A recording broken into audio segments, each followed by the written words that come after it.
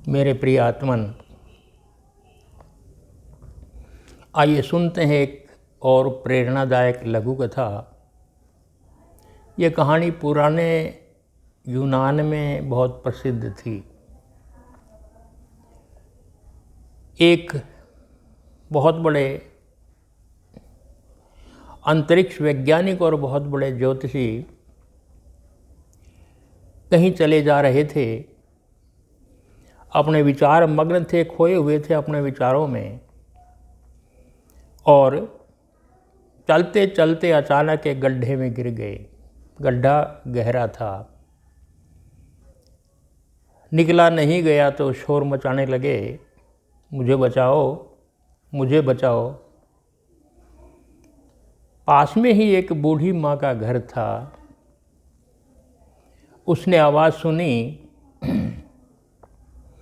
और जाकर के रस्सी वस्सी अंदर डाली, कहीं बांधी, और प्रयास करके उन ज्योतिषी महोदय को उन्होंने बाहर निकाल दिया।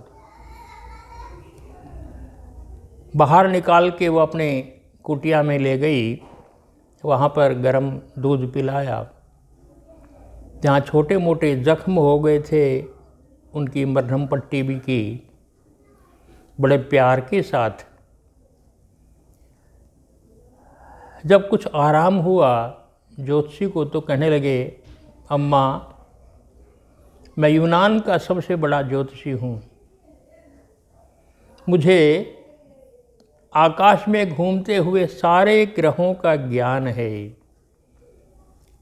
सब तारों सितारों को मैं जानता हूँ। मैं सबके भूत और भविष्य को जानता हूँ। बता सकता हूँ मैं ग्रहों के हिसाब से। आप कुछ पूछना चाहती हो अपने भविष्य के बारे में तो मैं बता सकता हूँ, आप पूछ सकती हो।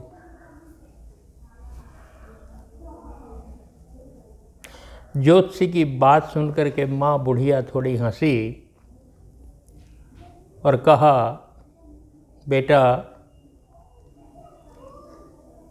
जिसको अभी जमीन का भी ज्ञान नहीं है, वो आकाश के तारों को और ग्रहों को कैसे जान सकता है और क्यों जानता है? सबसे पहले तो हम जिस जमीन पर चलते हैं उसका ज्ञान होना चाहिए। कहाँ गड्ढा है, कहाँ से गड्ढे से बच करके चलना है, कहाँ अच्छा मार्ग है, कहाँ बुरा मार्ग है जीवन में। पहले तो ये जान लो। आकाश की बात तो बाद में करेंगे। बेटा ज्योतिषी,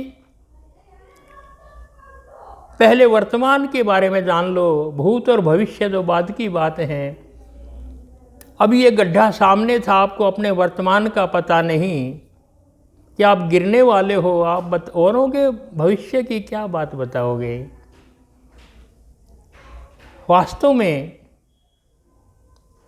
जीवन वर्तमान में ही जिया जाता है।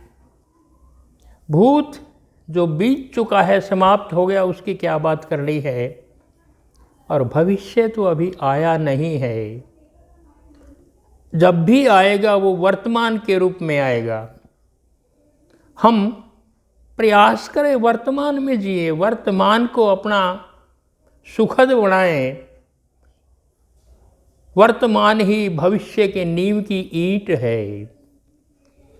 प्रयास करें वर्तमान में जिए। यहाँ इस समाज में कैसे रहना है, यहाँ हम कैसे सुख प्राप्त करें, कैसे आनंद प्राप्त करें, कैसे प्रेम से रहें, यही तो जीवन है। उसके बाद फिर भविष्य की या सारे ग्रहों की के आकाश की हम बात करें। माँ ने बहुत अच्छे ढंग से समझाया। ज्योतिषी की बोलती बंद हो गई, चुप हो गए। उन्होंने प्रणाम किया माँ को। माँ, वास्तव में मेरी गलती थी।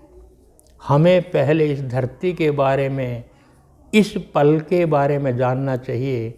बाकी बातें तो बाद की हैं। आज इतना ही।